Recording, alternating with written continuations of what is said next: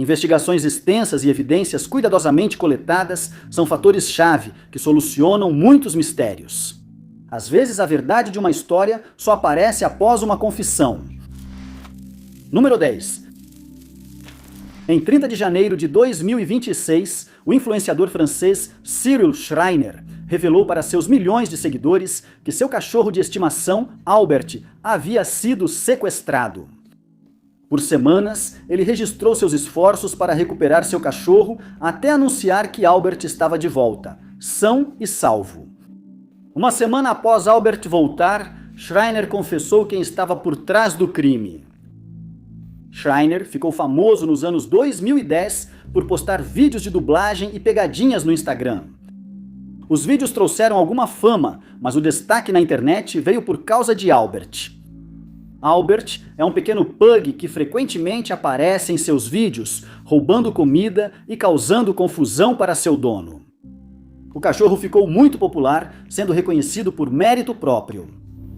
Enquanto Schreiner seguia com suas pegadinhas e conteúdos, muitos fãs assistiam só para ver o cachorro. Por isso, foi especialmente devastador para muitos fãs quando Schreiner fez o anúncio horrível em 30 de janeiro. Ele revelou que, na noite anterior, alguém havia invadido seu quintal enquanto seus cachorros estavam do lado de fora. E essa pessoa passou direto pela sua cachorra menos conhecida, Christine, indo diretamente até Albert. Câmeras de segurança flagraram um dos ladrões, pegando o Albert e fugindo. Segundo Schreiner, ele vivia isolado na floresta, tornando improvável que fosse apenas um crime de oportunidade. Ele suspeitava ter sido alvo de ataque e achava que os ladrões podiam ser seus seguidores. Outras câmeras de segurança mostraram que os dois criminosos esperaram horas até os cachorros serem soltos. Schreiner disse que denunciou o roubo à polícia e aguardava ajuda para recuperar seu cachorro. A maioria dos seguidores demonstrou choque, apoio e solidariedade. Nas semanas seguintes, Schreiner divulgou novidades sobre o crime. Ele disse que os sequestradores mandaram centenas de e-mails e que negociava o resgate do cachorro. Isso demorou, mas ele revelou que dirigiria 2 horas até a casa do sequestrador para resgatar seu cachorro. Com o surgimento de novidades, a maioria passou a duvidar da história. As pessoas questionaram por que ele continuava direcionando todo mundo para a conta dele no Snapchat, em vez de simplesmente compartilhar a história no TikTok ou em qualquer outra plataforma onde ele estava publicando o vídeo de prévia. Outro influenciador francês procurou a polícia, mas não achou registro de cães roubados. Schreiner rebateu os céticos e afirmou que contrataria advogados para se defender das mentiras. A história parecia ter um final feliz quando Schreiner anunciou que estava com Albert de novo, mostrando o cachorro após recuperá-lo da casa do sequestrador. Uma semana depois, houve uma atualização. Schreiner confessou que toda a história do sequestro tinha sido uma farsa. Ele disse que achou seu primeiro vídeo tão exagerado e inacreditável que era claramente uma piada. Ele não esperava que ninguém levasse a história a sério, mas continuou com ela para entreter as pessoas. Ele afirmou que o plano não era chamar atenção, mas que ele só queria fazer algo diferente com o seu conteúdo. Número 9. Um dos roubos mais chocantes da história recente da Grécia aconteceu em janeiro de 2012. Quase 10 anos se passaram até que o mistério fosse resolvido, exigindo uma confissão para que as pinturas fossem devolvidas ao seu lugar. Era de madrugada, no dia 9 de janeiro de 2012, quando o segurança da Galeria Nacional da Grécia foi alertado sobre um movimento em uma das galerias. O segurança era o único trabalhando naquela noite e o turno já tinha sido agitado. Mais cedo naquela noite, um alarme disparou várias vezes em uma varanda, mas o segurança verificou e não encontrou ninguém com a porta fechada. Ele desligou o alarme pensando que estava com defeito. O detector de movimento em outra área da galeria foi acionado. Ele foi checar se era outro falso alarme, mas se surpreendeu ao ver alguém tentando colocar obras de arte em uma bolsa. O segurança mandou o ladrão parar, mas ele fugiu pela janela e sumiu na noite. Quando a polícia chegou, já não estava lá. 3 obras de arte foram roubadas. A mais famosa era a Cabeça de Mulher, de Pablo Picasso. Não era só um Picasso, mas uma obra que o artista deu ao povo da Grécia. Também sumiram o moinho Stammer com Casa de Verão de Piet Mondrian e um desenho a caneta e tinta de outro grande artista. Foi um crime que chocou a nação grega. O museu e a segurança foram duramente criticados. Muitos perceberam a grande deficiência na segurança. Enquanto o museu reforçava a segurança, a polícia investigava para localizar os criminosos. Embora o segurança tenha visto só um ladrão, a polícia suspeitava de pelo menos 2 envolvidos no crime tão bem planejado. O crime foi esquecido pelo público, mas a investigação prosseguiu. No início de 2021, a polícia anunciou que estava perto de capturar um suspeito, e em junho, uma prisão foi feita. George Sarmatizopoulos era um construtor e entusiasta de arte. Ele adorava as obras de Picasso e usava o nome Art Freak no Twitter antes da conta ser encerrada. Assim que foi preso, ele confessou o crime. Segundo Sarmatizopoulos, ele agiu sozinho. Durante anos antes do crime, ele visitava o museu repetidamente, passando horas olhando as pinturas. Ele se convenceu a roubar uma e passou a analisar os sistemas de segurança. Ele visitou o museu diariamente por meses, planejando como cometer o crime. Na noite do roubo, ele acionou deliberadamente o alarme da varanda várias vezes até que o segurança se convencesse de que era um defeito. Após desligar o alarme, ele entrou no prédio furtivamente. Inicialmente, Sarmatizopoulos pretendia levar apenas uma pintura, mas decidiu pegar outra. Ele tentava guardar as telas na bolsa quando foi descoberto. Ele fugiu e chegou em casa sem ser detectado. Lá, ele percebeu que o desenho a caneta e tinta foi danificado na fuga e decidiu jogá-lo no vaso sanitário para destruir as provas. As pinturas ficaram escondidas dentro de móveis ou em depósitos por anos. Quando soube que a polícia estava se aproximando dele, ele as levou para uma ravina. Sarmatizopoulos levou a polícia ao esconderijo, onde foram achadas embrulhadas em plástico atrás de arbustos. Felizmente, as pinturas sofreram poucos danos e foram restauradas. Com o mistério finalmente resolvido, as pinturas foram devolvidas à exposição na Galeria Nacional, que agora conta com sistemas de segurança muito mais avançados. Número 8. O primeiro assalto a banco da história da Austrália aconteceu em 1828.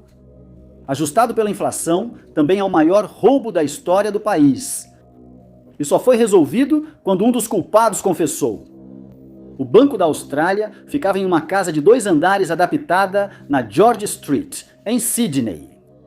O porão foi transformado em sala forte, onde as notas promissórias e moedas do banco eram guardadas à noite.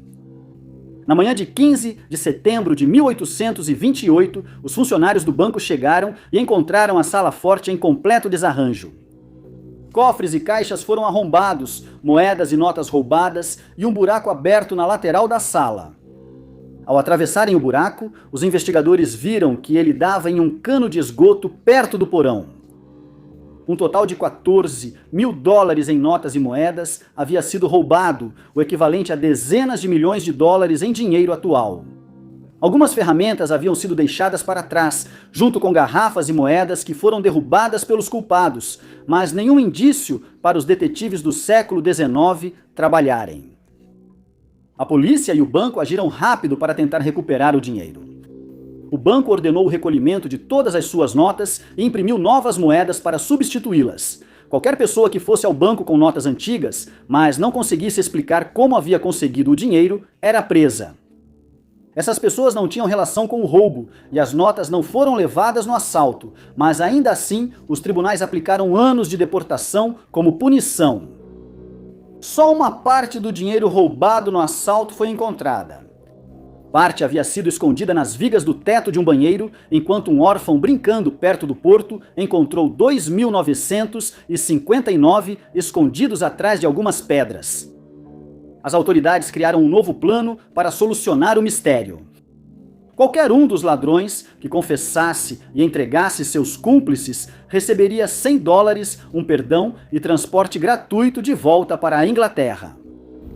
2 anos após o crime ter ocorrido, um homem chamado William Blackstone aceitou essa oferta. Blackstone foi preso por outro roubo pouco depois do assalto ao Banco da Austrália. Ele foi condenado a 14 anos na ilha Norfolk. Para se livrar da sentença, ele confessou o roubo ao banco e relatou tudo à polícia. O plano veio de Thomas Turner, um pedreiro que havia sido contratado para converter o porão. Turner conhecia o cano próximo e sabia que o crime seria fácil de cometer. Ele contou sua ideia aos amigos, ciente de que seria o principal suspeito caso o crime ocorresse. Outros 4 homens, incluindo Blackstone, participaram do plano. Trabalharam dias cortando e cavando a curta distância entre o cano e o cofre. Dentro, pegaram tudo que conseguiam carregar e voltaram para pegar mais. Segundo Blackstone, seus cúmplices negaram sua parte do dinheiro, facilitando entregá-los. 2 dos cúmplices foram presos. Turner já havia fugido do país na época da confissão e um dos homens havia falecido. Os homens negaram qualquer envolvimento, mas foram considerados culpados no julgamento e condenados à prisão perpétua na ilha Norfolk. Uma terceira pessoa que ajudou a ocultar o crime recebeu 14 anos de prisão. Número 7. Após o namorado de Chloe Stein relatar seu desaparecimento, equipes de busca foram acionadas para encontrá-la. Mas menos de 24 horas após o início das buscas, uma denúncia revelou que ela estava segura na casa de uma amiga. O mistério do que ocorreu com ela foi solucionado após uma confissão incomum. Segundo familiares e amigos, Stein estudava na Universidade Estadual da Pensilvânia e se formaria em enfermagem em maio de 2023. Toda a família ela estava preparando uma comemoração pela conquista, mas poucos dias antes de se formar, Stein desapareceu. Na noite de 1º de maio de 2023, Stein voltava para casa após o trabalho no restaurante Sonic. Ela mandou uma mensagem estranha ao namorado dizendo que foi parada por um policial. Seu namorado tentou falar com ela a noite toda, mas Stein não respondeu. Na manhã seguinte, ele e amigos fizeram o trajeto do Sonic até a casa de Stein. Então eles acharam o carro dela abandonado na estrada. O telefone de Stein foi deixado dentro do carro e parecia claro que alguém havia saído em estado de aflição. Os amigos de Stein imediatamente entraram em contato com a polícia, temendo que algo terrível tivesse acontecido com ela. Não houve registro de abordagem policial na noite do desaparecimento e a comunidade temia que um sequestrador fingisse ser agente da lei. Equipes de busca, incluindo um helicóptero, foram enviadas imediatamente para encontrar Stein. As condições climáticas eram traiçoeiras, mas o piloto decidiu arriscar a própria vida para tentar encontrar a mulher desaparecida. Enquanto a família de Stein e a polícia pediam seu retorno, as autoridades receberam uma pista que tornou o caso ainda mais estranho. Stein foi vista na casa de uma amiga, perto de onde morava. Ao verificar a pista, a polícia encontrou Stein em uma garagem, onde ela aparentemente esteve desde o desaparecimento. Ela contou à polícia que fora parada na noite anterior por uma pessoa armada. Ele a amarrou e a manteve presa por horas antes de levá-la a um beco perto da casa da amiga e libertá-la. A polícia informou à imprensa que Stein disse ter sido agredida de certa forma. Ao ouvir da polícia que a história contrariava suas informações, Stein confessou. Ela largou a universidade há 1 ano, mas escondeu isso da família. Stein sabia que eles se decepcionariam se descobrissem, mas ela não tinha mais tempo para criar um plano para sair da situação. E por algum motivo, ela decidiu que um sequestro falso era a melhor saída. Stein mandou a mensagem para o namorado, ciente de que soaria suspeito, e depois andou quilômetros até a casa de uma amiga à noite. Ela foi acusada de 4 contravenções, incluindo falsa comunicação de crime e obstrução da justiça. Ela também precisou devolver todo o dinheiro gasto nas buscas por ela. Número 6. O roubo no Museu Van Gogh foi um dos maiores crimes de arte da história recente. Por anos, ele ficou na lista dos principais crimes de arte do FBI, e os 2 quadros continuaram desaparecidos. Apesar da captura dos ladrões, o destino das pinturas permaneceu um mistério. Em 2016, 14 anos após o roubo, as pinturas foram recuperadas, mas ainda restavam dúvidas sobre como elas foram parar na casa da mãe de um chefe da máfia.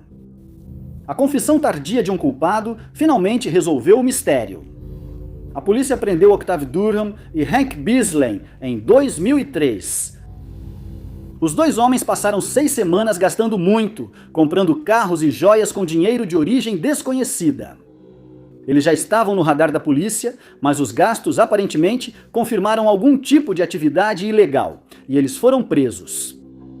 O crime que eles cometeram aconteceu meses antes, em dezembro de 2002. Ladrões usaram uma escada para acessar o telhado do Museu Van Gogh, em Amsterdã. Eles entraram no prédio no meio da noite e escolheram 2 pinturas, Vista do Mar e a Igreja Reformada de Nuenen. Quando a polícia chegou, eles já estavam fugindo. No tribunal, nem Durham nem Beasley confessaram o crime. Mesmo com evidências de DNA de um boné de beisebol ligando-os ao mistério. Foram considerados culpados e sentenciados à prisão. Como ninguém confessou, a polícia não soube onde as pinturas estavam. A investigação prosseguiu na esperança de recuperá-las. Enquanto isso, a polícia italiana investigava as atividades de Rafael Imperial, um líder do clã Amado Pagano da máfia italiana Camorra. Em 2013 ou 2014, Imperial soube que a polícia estava se aproximando, então ele fugiu para Dubai. Isso não impediu os investigadores e em 2016 vários membros da quadrilha foram presos. Imperial escreveu de Dubai para os promotores: "Não é incomum que membros da máfia, com problemas na justiça, usem obras de arte roubadas como moeda de troca para reduzir as consequências de seus crimes."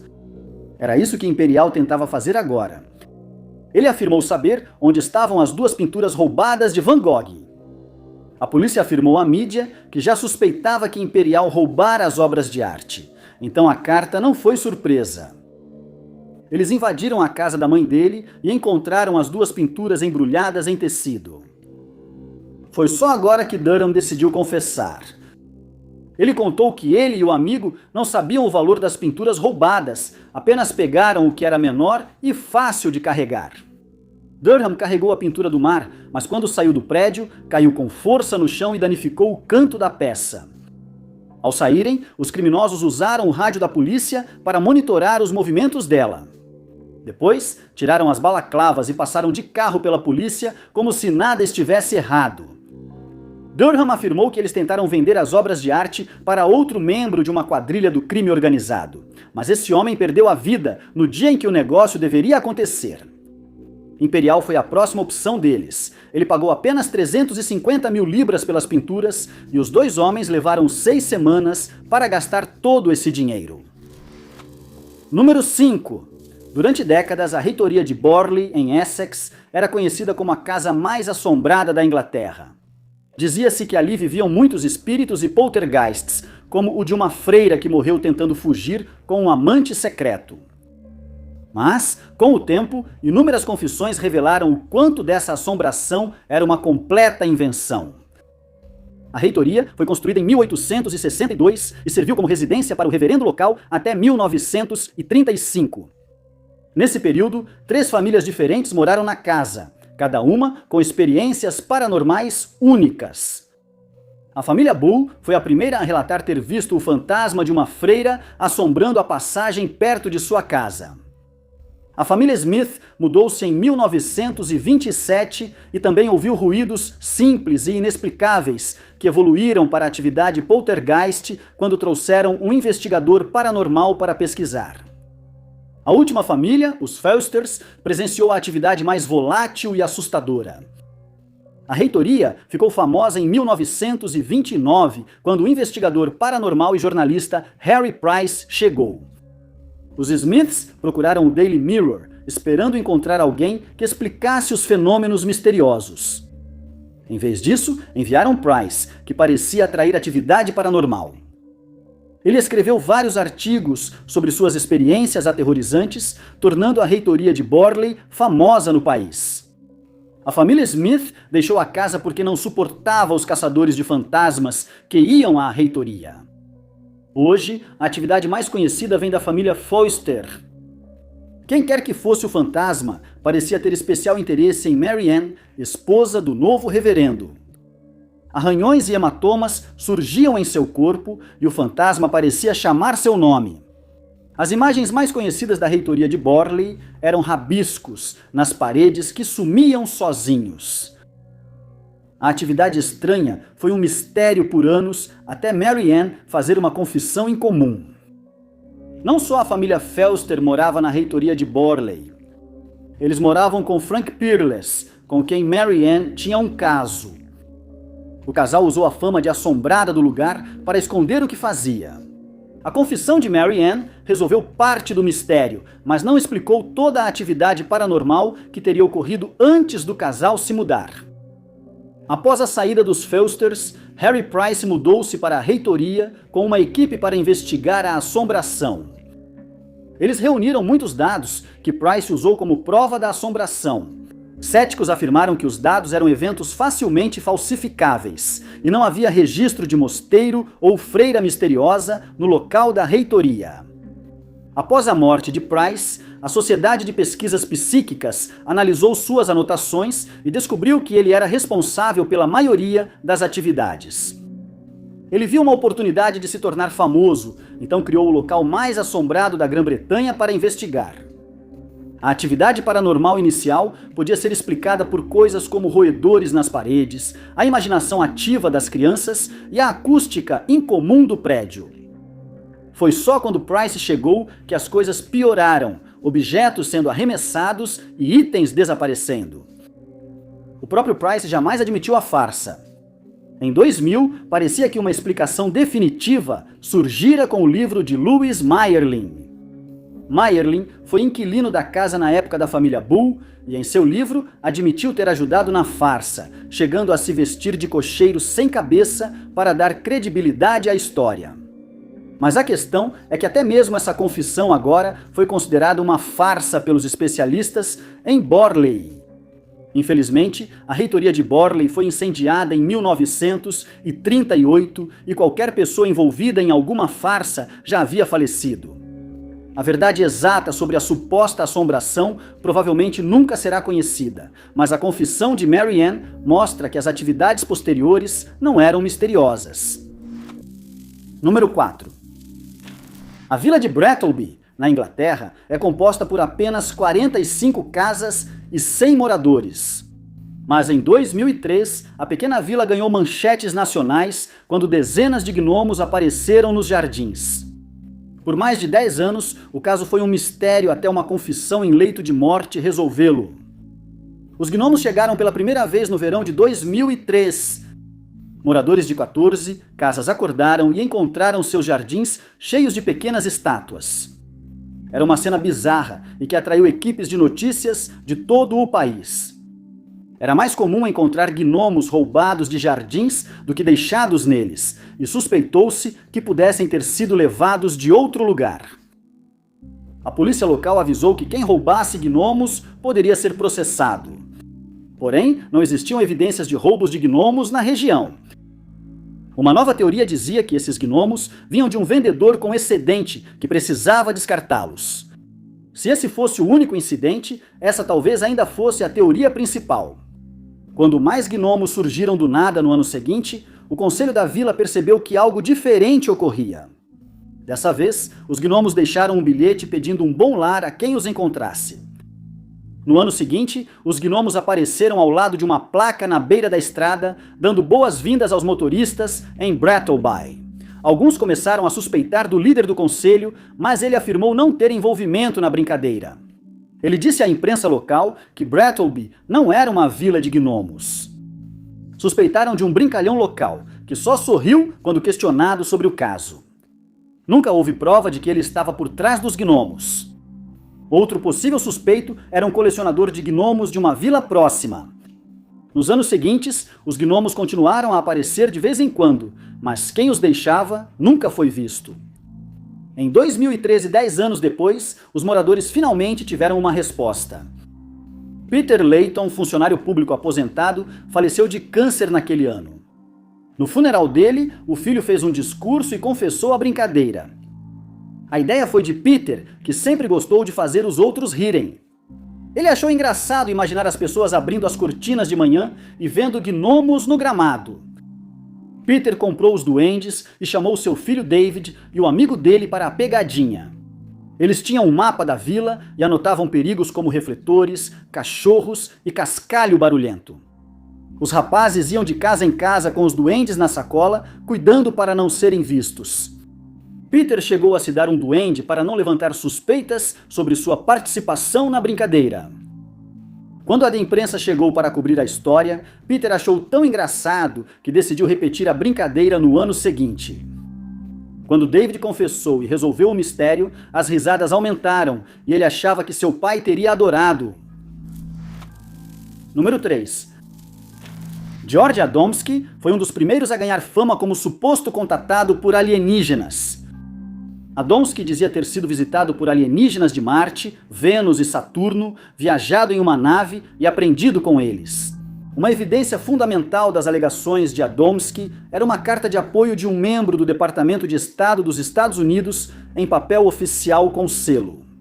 Mas quase 20 anos após a morte de Adomsky, uma confissão revelaria a verdade sobre essa carta misteriosa.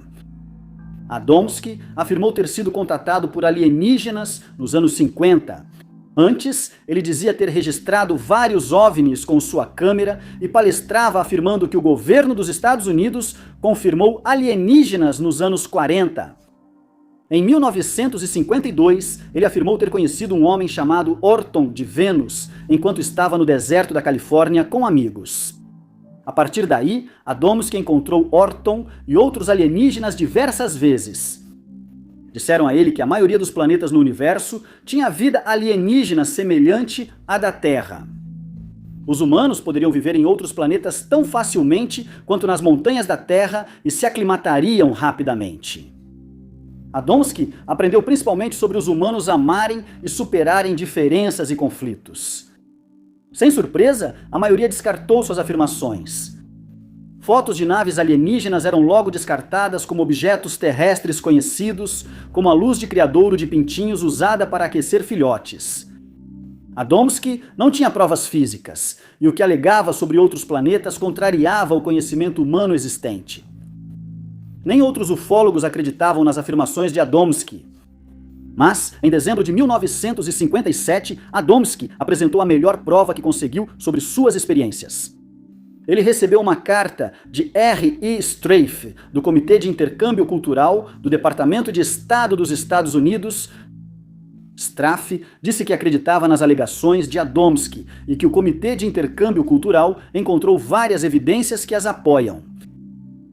Ele disse que havia um grupo de pessoas dentro do comitê que era contra o fato disso estar sendo encoberto, mas no momento não havia como ele se pronunciar oficialmente sobre o assunto.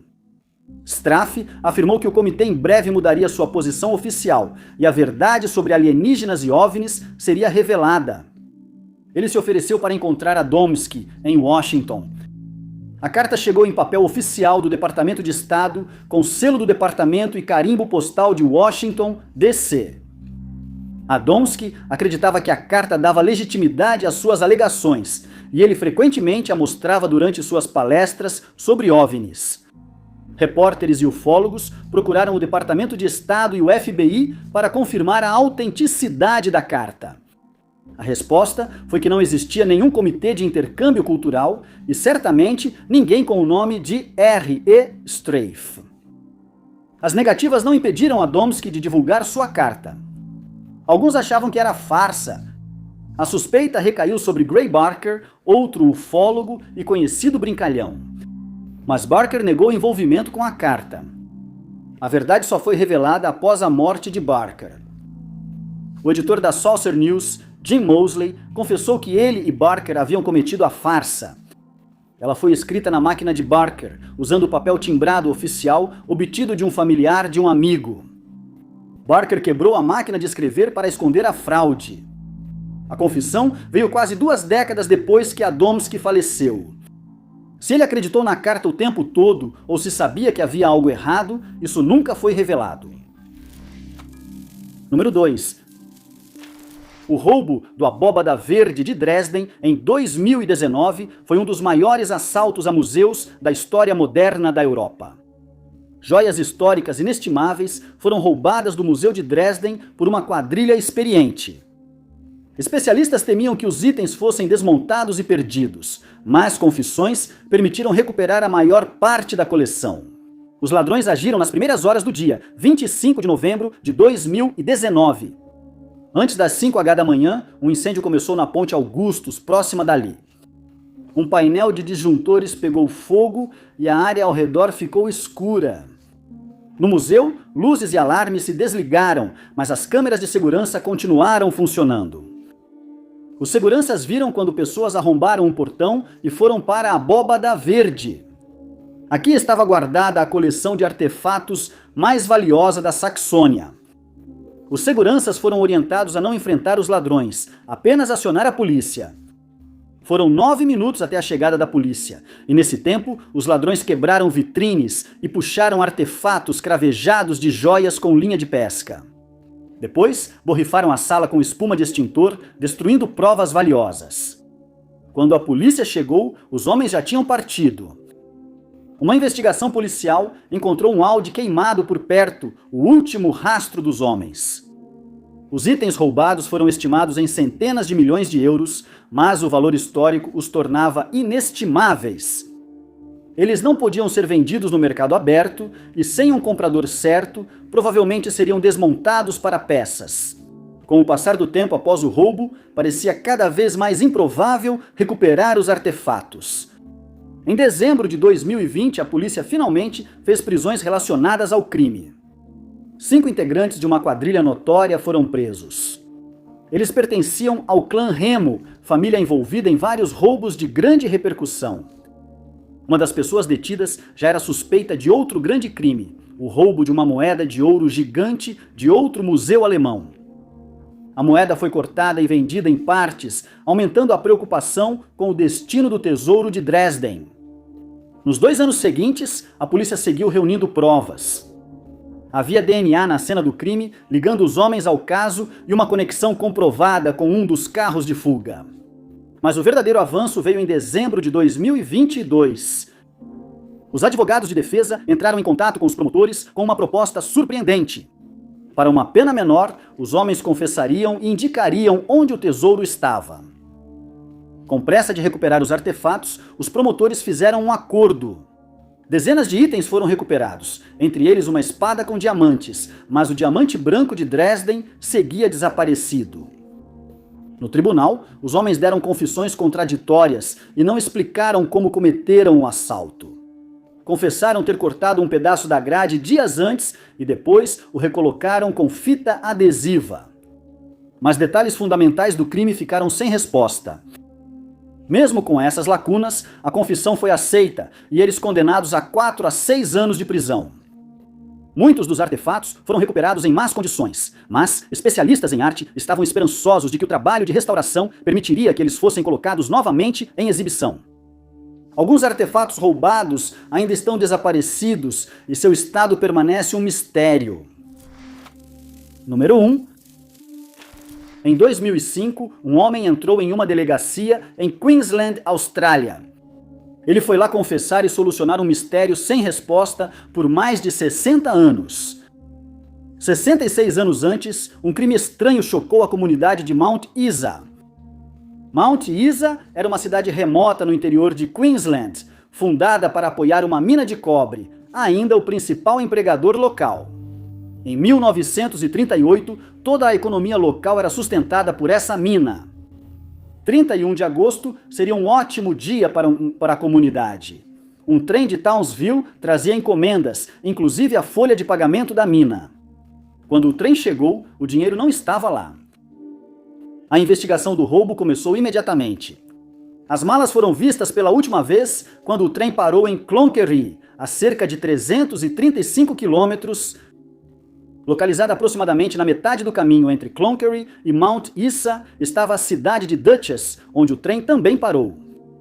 Segundo relatos iniciais da imprensa, funcionários da estação notaram algo estranho. O vagão geralmente era trancado com cadeados da ferrovia, mas aquele não era compatível. Era raro, mas os funcionários ignoraram. Só com notícias de Mount Isa sobre o roubo, eles entenderam o que o cadeado significava. Francis Walsh, guarda ferroviário com as chaves dos cadeados, tornou-se o principal suspeito.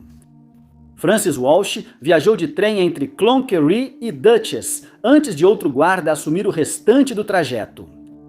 Francis Walsh era uma figura conhecida em Mount Isa e uma pessoa em quem as pessoas confiavam. Ele negou envolvimento no crime, mas afirmou ter visto um passageiro clandestino no trem. Mesmo assim, ele foi preso, passou por audiência preliminar, mas não havia provas suficientes que o ligassem ao crime. O caso foi arquivado e o roubo seguiu um mistério. Muitos apelaram por informações sobre o dinheiro ou o pacote de tecido levado. A polícia divulgou uma rara foto colorida do tecido, esperando que fosse mais reconhecível e gerasse pistas, mas o caso esfriou rapidamente. E assim permaneceria por 66 anos até a confissão de 2005. Um homem não identificado entrou na delegacia de Mount Isa com uma história incomum. Seu tio-avô confessou no leito de morte um crime cometido décadas antes. Ele contou que roubou com 2 amigos de infância. Um deles era casado com uma funcionária da folha de pagamento das minas de Mount Isa e sabia onde e quando estaria o dinheiro. Ela conseguiu contar para ele sobre a segurança no trem e qual provavelmente seria o número do malote.